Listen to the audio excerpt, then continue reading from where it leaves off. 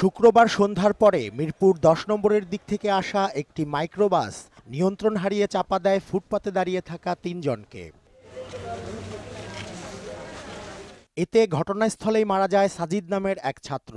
সে green ইউনিভার্সিটির তড়িৎ প্রকৌশল বিষয়ের প্রথম বর্ষের শিক্ষার্থী। আহতরা ভর্তি হয়েছে সোহরাওয়ার্দী হাসপাতালে। ও তখন ওইখান থেকে বের হয়েছে আর ড্রাইভার আইসা ইভেন মাইক্রো আইসা ওকে ধাক্কা দিয়ে দিল। এই তো আমাদের ক্লাসে তো ভাগ ভাগ করে ও একটু অন্য জায়গায় তাড়াতাড়ি ক্লাস শেষ হয়ে যাওয়ার কারণে জলদি চলে আসছে। ইউনিভার্সিটির প্রক্টর ঘটনার সুষ্ঠু বিচার দাবি করেন।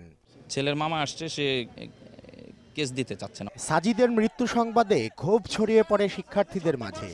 গাড়ি পোড়াই নাই, আমরা শান্তিপূর্ণ কর্মসূচি চাচ্ছি। আর কত জীবন নিয়ে খেলা করবে?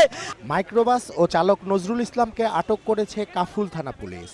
চালকের ভুলের কারণে মিডওয়ে আইল্যান্ডের উপরে উঠে যায়। এক্ষেত্রে মাইক্রোবাসের ভিতরের যাত্রীসহ পাশের একজন ইউনিভার্সিটির ছাত্র মারাত্মক আহত হয়। রেজা খান, মোহনা সংবাদ, ঢাকা। তাৎক্ষণিকভাবে হাসপাতালে